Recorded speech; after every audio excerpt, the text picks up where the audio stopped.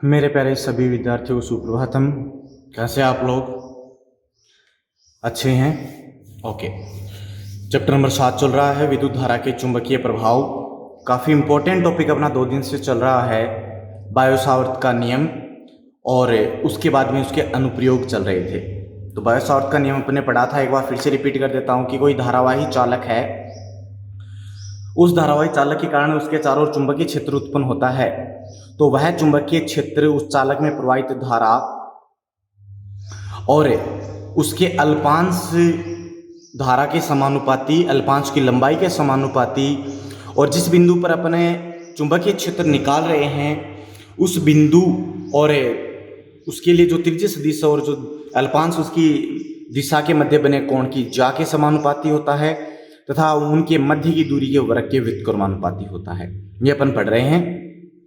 कल अपन ने इसकी एक एप्लीकेशन पढ़ी थी कि जो तार है अपने पास में, सीधा धारावाही चालक तार, उसके लिए चुंबकीय क्षेत्र कितना होता है। उसमें 2 स्थितियां पढ़ी, एक परिमित लंबाई का और एक अपरिमित लंबाई का। आज अपनी दूसरी एप्लीकेशन अपन पढ़ेंगे, उसमें भी 2 पार्ट होंगे। तो एप्लीकेशन होगी कि वर्ताकार धारावाही कुंडली के कारण चुंबकीय क्षेत्र। कोई जैसे अपने पास वर्ताकार धारावाही क्या है, ये कुंडली है, ठीक है, इसके कारण चुंबकीय क्षेत्र कितना होगा, इसमें अगर धारा I प्रवाहित हो रही है तो। अब इसमें भी 2 एप्लीकेशन होंगी, एक तो होगी इसके केंद्र पर चुंबकीय क्षेत्र कितना होगा, और एक इसके अक्षीय बिंदु पर। आज जो अपन अभी टॉपिक पढ़ रहे हैं वो है इसके केंद्र पर। तो वर्ताकार धारावाही कुंडली के कारण चुंबकीय क्षेत्र में भी पहला है वर्ताकार कुंडली के केंद्र पर चुंबकीय क्षेत्र, के केंद्र पर चुंबकीय क्षेत्र। तो अपन केंद्र पर डिस्कस करेंगे पहले कि केंद्र पर कितना होगा चुंबकीय क्षेत्र, ठीक है। तो उसके लिए अपने को एक वर्ताकार कुंडली की आवश्यकता होगी। तो मैंने मान लिया कि अपने पास एक वर्ताकार कुंडली है, ये एक वर्ताकार कुंडली जो मैंने ड्रॉ की है, ठीक है। और इस कुंडली में मैं धारा प्रवाहित कर रहा हूं, धारावाही है। तो ये इधर से धारा इनपुट हो रही है I मान की, और इधर से धारा आउटपुट हो रही है I मान की, ठीक है। इसके कारण इसके केंद्र O मान लिया, और कुंडली की जो त्रिज्या है वो कुंडली की त्रिज्या कितनी मानी, कैपिटल R। तो कैपिटल R त्रिज्या की एक वर्ताकार कुंडली है जिसमें I मान की धारा प्रवाहित हो रही है, ठीक है। तो इस संपूर्ण कुंडली के कारण यहां पे अपने को क्या निकालनी है, चुंबकीय क्षेत्र की तीव्रता। तो उसके लिए अपन क्या करें, पहले एक अल्पांश के कारण निकाल लें, फिर अपन उसका समाकलन कर देंगे। तो अल्पांश के लिए मैंने माना कि इसकी परिधि पर एक अल्पांश है, अल्पांश को नाम दिया कितना, dl। तो अल्पांश की दिशा यहां पर खींची गई स्पर्श रेखा की दिशा में, धारा की दिशा में जो स्पर्श रेखा खींची जाएगी उसकी दिशा में होगी। तो आप लोगों को पता होगा, नहीं पता तो बता देता हूं कि जो त्रिज्या होती है वो त्रिज्या परिधि के प्रत्येक बिंदु पर 90 डिग्री का कोण अंतरित करती है। यहां पे मीन्स ये जो कोण बना है ये कोण होगा π/2, 90 डिग्री का। पता है तो बहुत अच्छी बात है, वरना ध्यान रखें इस बात को कि परिधि पर त्रिज्या परिधि के प्रत्येक बिंदु पर 90 डिग्री का कोण बनाती है। तो ये अपन ने मान के चला। तो इस रेखा अल्पांश के कारण इस R दूरी पर, ये बिंदु O R दूरी पर हो गया भाई, इस पर क्या होगा चुंबकीय क्षेत्र की तीव्रता। तो बायो-सावर्त नियम से, बायो-सावर्त नियम क्या कहेगा कि इसके कारण चुंबकीय क्षेत्र की तीव्रता dB = होती है μ0/4π, उसमें प्रवाहित धारा I, उसकी लंबाई dl, और साइन थीटा, dl और r के बीच बना कोण, और अपॉन में उनके बीच की दूरी, यहां पे बीच की दूरी कैपिटल R है तो यहां लिखा जाएगा कैपिटल R²। अब देखो थीटा क्या होता है, थीटा dl और r के मध्य का कोण। तो ये देखो, ये तो r की डायरेक्शन और ये dl की डायरेक्शन, कितना कोण बन रहा है, π/2, 90 डिग्री। 90 डिग्री बन रहा है तो लिख सकते हैं यहां से थीटा बराबर कितना, 90 डिग्री, और साइन 90 कितना होता है भाई, 1 होता है। साइन 90 कितना होता है, 1 होता है। ये मान यहां रखा तो क्या बनेगा, dB = आपके पास बनेगा μ0/4π और I dl/r²। ये तो आ गया इस डीएल अल्पांश के कारण, लेकिन अपने को तो वर्ताकार कुंडली की संपूर्ण के कारण निकालना है। तो संपूर्ण के कारण क्या कर दें, इसका समाकलन कर दें। क्या कर दें, समाकलन। तो समाकलन हो जाएगा B D B is equals to integration mu naught upon 4 pi I D L upon R square. ठीक है, देखो mu naught constant, 4 pi constant, उसमें से प्रवाहित होने वाली धारा निश्चित है क्या, और उसकी त्रिज्या निश्चित है। तो फिर चेंज क्या हो रही है, dl, क्योंकि देखो एक अल्पांश लिया है, ऐसे पता नहीं यहाँ पे कितने अल्पांश हैं, अल्पांशों की संख्या ज्यादा है। तो अपन क्या लिखते हैं, जब ज्यादा तो सभी के कारण क्या हो जाएगा, समेशन dl। बट ये अल्पांश बहुत छोटा है, बहुत अल्प है, तो समेशन को अपन किससे रिप्लेस कर सकते हैं, समाकलन से। तो ये क्या लिखा जाएगा, तो लिखा जाएगा b बराबर mu naught I upon 4 pi R square और इंटीग्रेशन dl। क्या लिखा जाएगा, इंटीग्रेशन dl। ठीक है, तो इंटीग्रेशन dl का मान कितना, संपूर्ण dl बराबर क्या मिलेगा, l। l क्या है, इसकी संपूर्ण परिधि वर्ताकार कुंडली की, और कुंडली की परिधि, वर्त की परिधि क्या होती है, 2 पाई r। तो वर्त की परिधि होती है 2 पाई और इसकी त्रिज्या कितनी है, कैपिटल R। ये कैपिटल R, ये सिर्फ एक कुंडली की बात चली है। ठीक है, ये मान आप यहां रखेंगे, यहां रखेंगे तो आपको क्या मिलेगा, b is equals to mu naught I upon 4 pi R square into 2 pi r। ठीक है, यहां से एक आर से देखो, एक आर कैंसिल आउट। ठीक है, और एक पाई से आपका एक पाई कैंसिल आउट हो गया।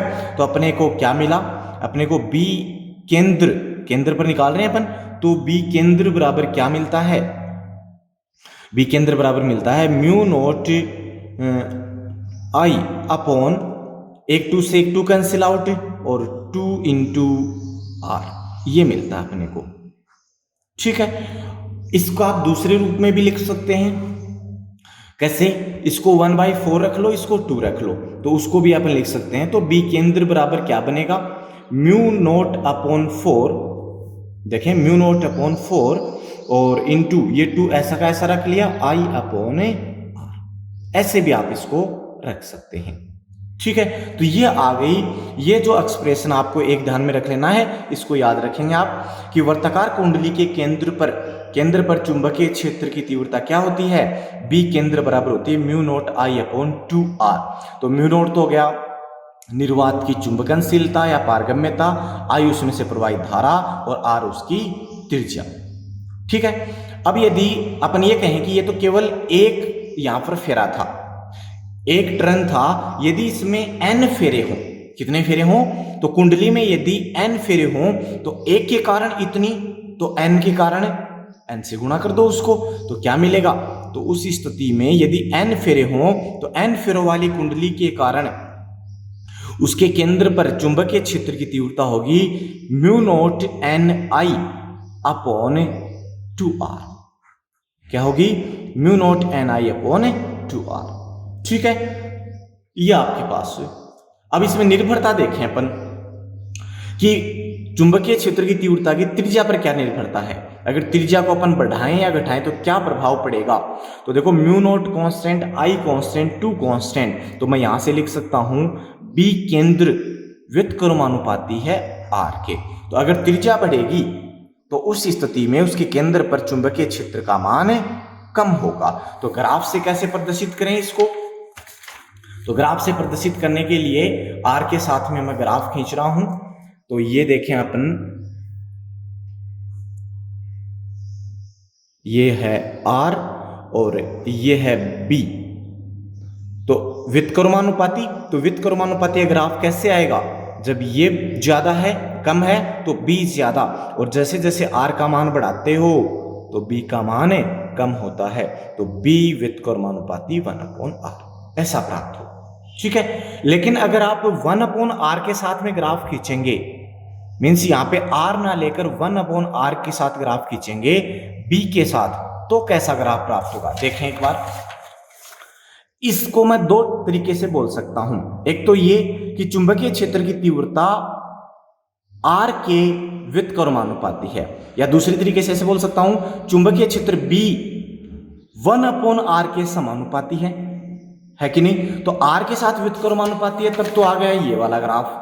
और 1/r के साथ क्या है, समानुपाती। तो 1/r के साथ समानुपाती, तो समानुपाती ग्राफ आता है मूल बिंदु से गुजरने वाली सीधी रेखा। ये सीधी रेखा है, आप इसको सीधी रेखा कंसीडर करें, तो ये सीधी रेखा है, ठीक है। तो ये तो हो गई इसकी तीव्रता। अब इसमें कुछ स्पेशल केस भी आते हैं।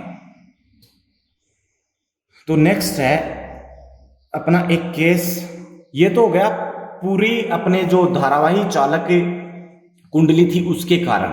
लेकिन अगर पूरी कुंडली के कारण ना निकाल के अपन क्या निकालें, उसके चाप के कारण निकालें। तो चाप के कारण कुंडली के केंद्र पर, चाप के कारण कुंडली के केंद्र पर चुंबकीय क्षेत्र क्या होगा। तो चाप के कारण क्या होगा, तो उसके लिए अपन माने कि पुनः अपने पास एक क्या है, एक धारावाही कुंडली है। ये धारावाही कुंडली ले ली, और इस धारावाही कुंडली में कितने मान की धारा प्रवाहित हो रही है, आई मान की। ये इसका केंद्र O है, तो इस पर एक चाप है, चाप ये, ठीक है। चाप की लंबाई कितनी मान ली, dl, जो कि केंद्र पर मान लिया कितना कोण अंतरित करता है, थीटा, और इसकी त्रिज्या कितनी, r। तो क्या बताएंगे कि r त्रिज्या की एक वर्ताकार कुंडली है जिसमें I मान की धारा प्रवाहित हो रही है, जिस पर dl लंबाई का एक चाप केंद्र पर d थीटा कोण अंतरित करता है। तो इस चाप के कारण चुंबकीय क्षेत्र की तीव्रता क्या होगी, B बराबर वही formula mu naught upon 4 pi I upon r square. अब dl जो आएगा एक संपूर्ण के कारण निकाल रहा हूं मैं, तो देखो यहाँ पे db नहीं लिखा है, तो वहां क्या लिखा जाएगा, dl साइन थीटा आएगा। बट साइन थीटा इसके ऊपर जो स्पर्श रेखा खींचेंगे वो इस r के साथ में कितना कोण बनाएगी, 90। तो साइन 90 क्या हो गया, 1 हो गया। तो मैंने डायरेक्ट लिख दिया है mu naught upon 4 pi I upon r square integration dl। अब dl का मान अपने को चाहिए, तो dl का मान के लिए अपन पहले छोटी क्लासों में पढ़ चुके हैं। कोण यहाँ पे कितना है, d थीटा। कोण बराबर होता है चाप अपॉन त्रिज्या, पढ़ा हुआ है क्या, कोण बराबर चाप अपॉन त्रिज्या। तो चाप बराबर क्या, चाप कितना है, dl, यहाँ पे dl है, और त्रिज्या कितनी है, कैपिटल R। तो dl बराबर क्या होगा, r इंटू डी थीटा। क्या होगा, r into D theta. r constant यहां रखा, तो b बराबर क्या बना, देखो mu naught I upon 4 pi r square into r और integration D theta. D theta का इंटीग्रेशन करोगे तो क्या आएगा, थीटा, एक r से एक r कैंसिल आउट। तो b बराबर क्या मिला, mu naught I upon 4 pi r और इंटू थीटा। तो ये आपके पास में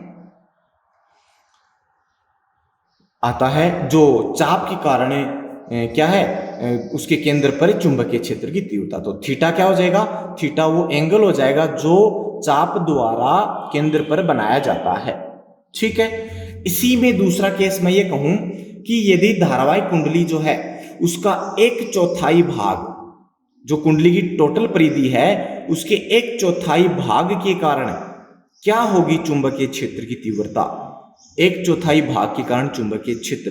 तो देखो ये एक धारावाही कुंडली है, ठीक है। तो धारावाही कुंडली के टोटल भाग को 4 भागों में बांटें तो इस प्रकार से बनेगा ये। तो 4 भागों में से एक भाग कौन सा आएगा, देख सकते हैं, ये आएगा क्या, ये वाला जो भाग है परिधि का, ये एक भाग को व्यक्त करेगा, ये दूसरा भाग, ये तीसरा, 4 भागों में बांटा तो 1/4 भाग ये, और इसकी लंबाई कितनी, dl। तो जब 1/4 भाग है तो टोटल कितना कोण अंतरित होता है परिधि द्वारा, 360।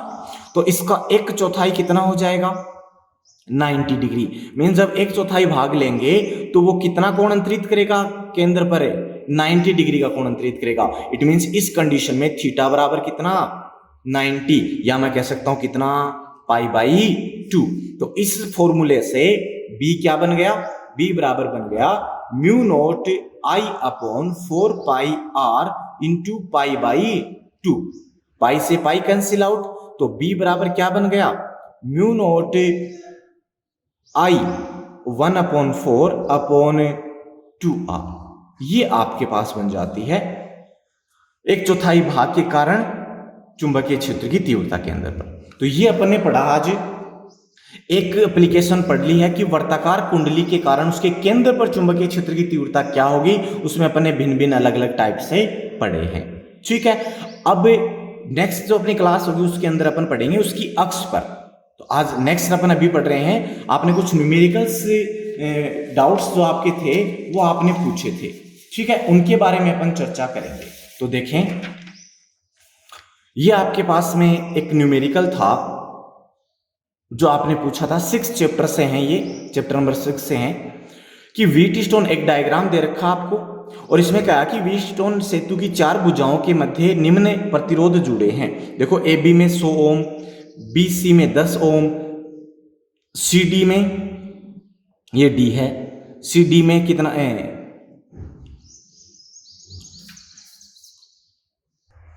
देखो सी डी में है 5 ओम और डी ए में है 60 ओम। ठीक है, 15 ओम के प्रतिरोध, इसका ओम है 15 ओम है इसका प्रतिरोध गैल्वेनोमीटर का, जो बी डी के मध्य जोड़ा गया है। और जी में से प्रवाहित धारा मीन्स आई जी का मान अपने को ज्ञात करना है, आई जी क्या करना है, ज्ञात करना है। और ए व सी के मध्य विद्युत वाहक बल 10 वोल्ट दे रखा है।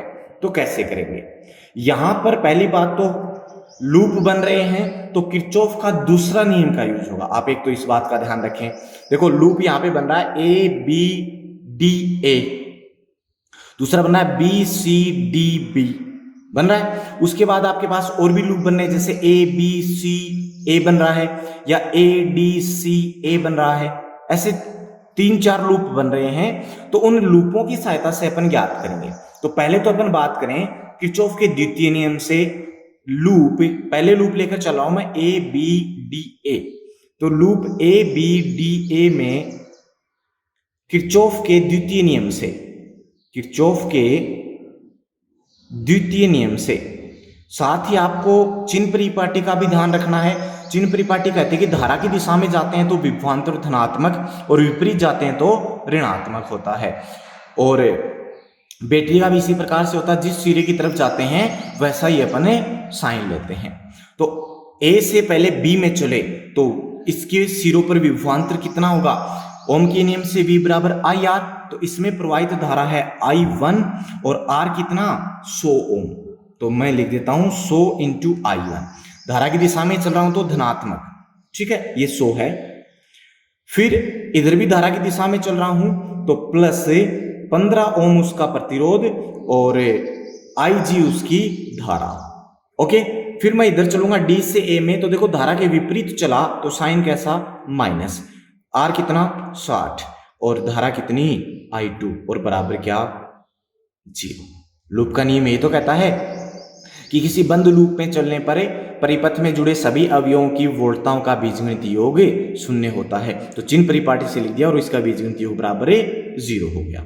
ठीक है, ये तो आपके साथ, इसको थोड़ा सा आप सरल करके लिख लें। देखो ये 100 है, यहाँ 15 है और 60 है, तो 5 से डिवाइड हो जाएगा ये, और 5 से डिवाइड हो जाएगा तो ये बनेगा 20I1 और प्लस में 3IG और माइनस में 12I2 बराबर 0। ये समीकरण नंबर 1 दे दो।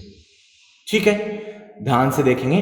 दूसरा लूप है BCDB, तो लूप दूसरा है लूप BCDB में पुनः किरचॉफ के नियम से, पुनः किरचॉफ के द्वितीय नियम से। तो देखो क्या होगा, पहले B से C में चले तो धारा की दिशा में धनात्मक है, तो ये तो 10 तो ओम और I1 माइनस IG क्या होगी, धारा।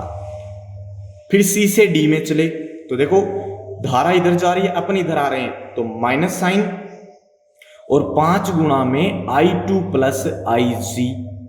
ठीक है, फिर अपन चलेंगे D से B में, तो D से B में धारा नीचे आ रही है, अपन ऊपर जा रहे हैं, तो माइनस और 15IG हो गया। ठीक है, और इज इक्वल्स टू क्या बना, 0 बना। इसको अपन सरल करेंगे तो ये क्या बनेगा, देखो 10I1 minus 10IG minus 5I2 और माइनस 5IG माइनस 15IG बराबर 0। ये बनेगा क्या?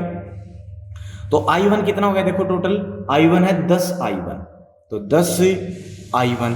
I2 कितना हो गया? I2 आपके पास में यहां से माइनस का 5 है, तो माइनस का 5 I2। IG हो गया -10 -5 -15 और -15 -30, तो -30 IG इज इक्वल्स टू 0। ये आपके पास बन गया, आपके पास बन गया। तो ये समीकरण आ गई, समीकरण नंबर 2। ठीक है, इतना समझ में आया।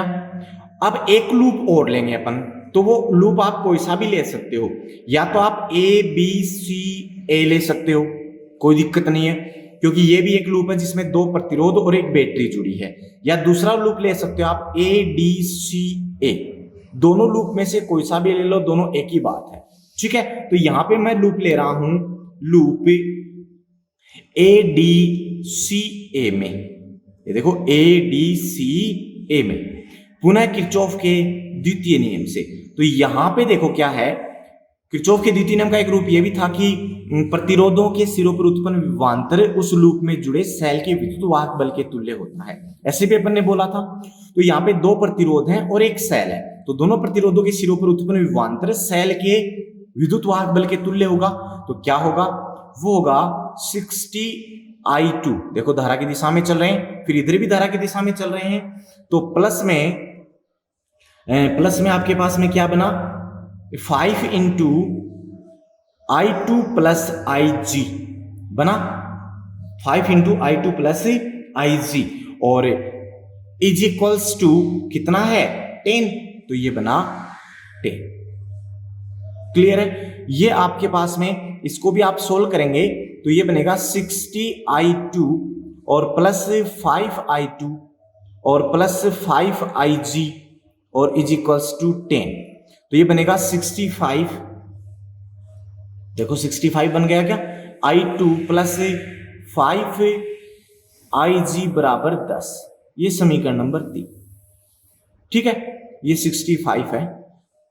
तो ये समीकरण 1 I1 IG I2 में है, समीकरण 2 I1 I2 IG में, समीकरण 3 I2 और IG में है।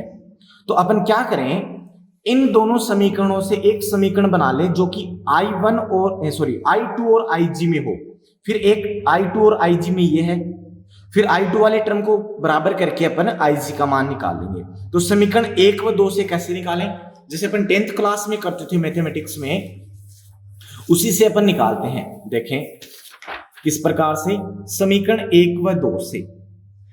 देखो समीकरण I1 हटाना है इसमें से, तो I1 हटाने के लिए यहाँ पे 20I1 है और यहाँ पे 10I1 है, तो समीकरण 2 को 2 से गुणा कर दो तो 20I1 बन जाएगा क्या, और फिर 1 में से घटा दें।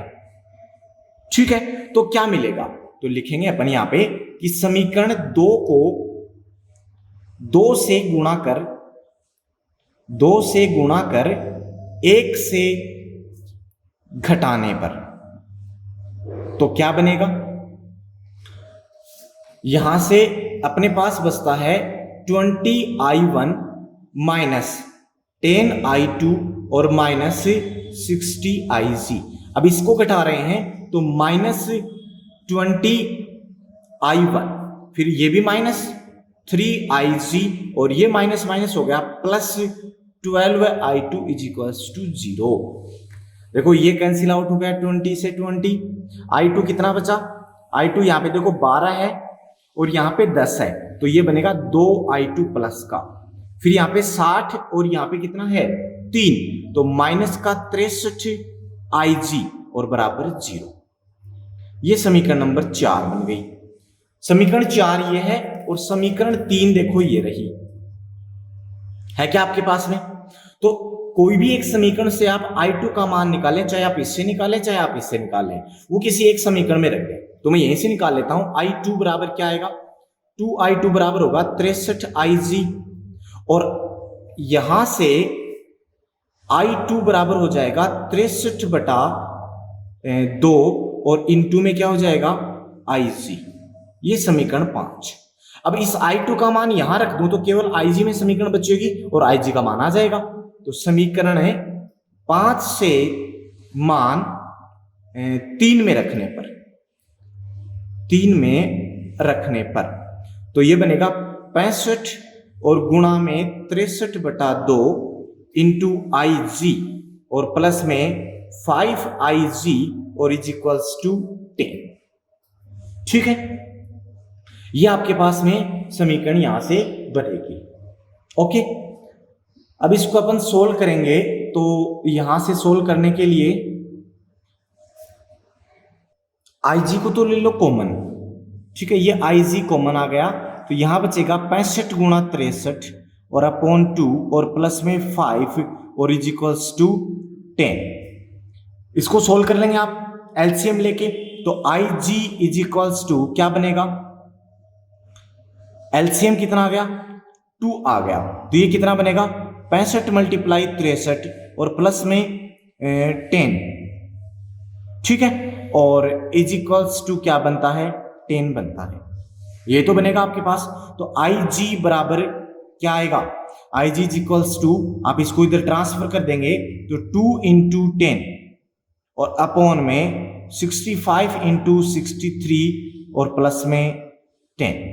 इस प्रकार से ये आपके पास से समीकरण मिलेगी। ठीक है, इनको आप मल्टीप्लाई कर लेना, सोल्व कर लेना। जब आप इसको सोल्व करेंगे, डिवाइड करेंगे, ये ऊपर तो आ जाएगा देखो 20, ऊपर तो कितना आ गया 20, और इसको मल्टीप्लाई करें तो मैं मल्टीप्लाई कर रहा हूं, ये मल्टीप्लाई किया तब आपको मिलेगा 4095 प्लस 10, तो रिजल्ट मिलेगा 20 और अपॉन में 10 इसमें ऐड करेंगे तो 5005 आपको मिलता है। और इसको आप सोल्व कर लेंगे, इसको आप डिवाइड करेंगे, 5 से डिवाइड हो जाएगा, तो 5 से डिवाइड होगा तो ये होगा 4 अपॉन में ये आपको रिजल्ट इसका मिलेगा, यहाँ पे ऐड करेंगे तो यहाँ पे ऐड करेंगे तो अब अपने पास आएगा 4105। कितना आएगा, यहाँ ऐड करेंगे इसको 4095 में 10 ऐड करेंगे तो आएगा 4105। ओके, अब इसको अपन डिवाइड करेंगे तो अपने को ये मिलेगा 8821, तो 4/821 मिलता है। और इसको आप सोल्व कर लेना, जब इसको आप डिवाइड करोगे तो IG का जो मान है वो अपने को मिलता है लगभग 4.87 और इंटू 10⁻³ और रिजल्ट मिलेगा एम्पियर में, 10⁻³ होता है माइक्रो, तो अपन इसको लिख सकते हैं 4.87 माइक्रो एम्पियर, ये इसका रिजल्ट मिलता है। तो किरचॉफ के इसके दूसरे नियम का इसमें यूज होगा। क्लियर है। एक क्वेश्चन आपका और था, ये बड़ा ही आसान क्वेश्चन है और काफी महत्वपूर्ण है कि व्हीटस्टोन सेतु की भुजाओं के प्रतिरोध चित्रानुसार लगे हुए हैं, डायग्राम दे रखा है, इसमें प्रतिरोध लगे हैं, इसमें इस अक्ष का मान नहीं दे रखा, ये ज्ञात करना अपने को, और कह रहा है कि संतुलन अवस्था में है।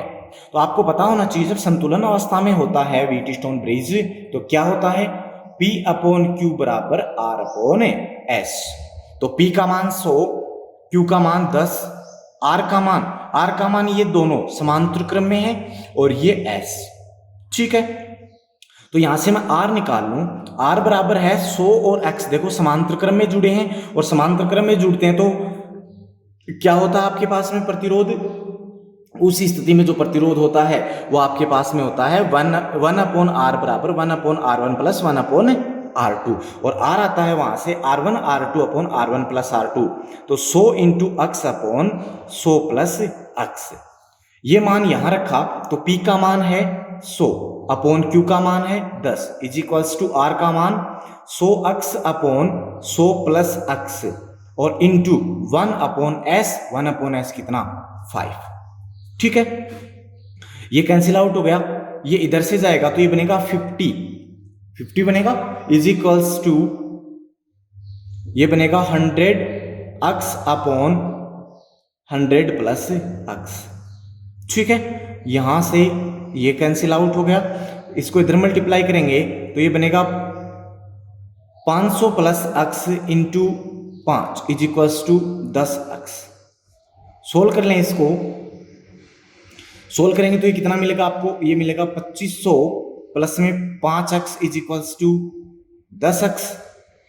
सही है, और ये इधर जाएगा तो ये बनेगा 5 अक्स इज इक्वल्स टू 2500। नहीं, इसमें कुछ मिस्टेक हो गया। हाँ सॉरी, ये 100 था, मल्टीप्लाई बाद में होगा तो ये 500 होगा, ठीक है। और ये बनेगा आपका 500, 5x बराबर 500, ठीक है। तो x बराबर क्या आ जाएगा, 500 बटे में 5 और कितना 100, ये आपको मिलता है। तो बड़ा ही आसान क्वेश्चन था। तो ये आज की कंप्लीट हुई आपकी क्लास। कल अपन नेक्स्ट क्लास में जो एप्लीकेशन बची हुई है 7 चैप्टर की उसके जो बायो सावर्त नियम है उसके बारे में अपन बात करेंगे। ओके, धन्यवाद।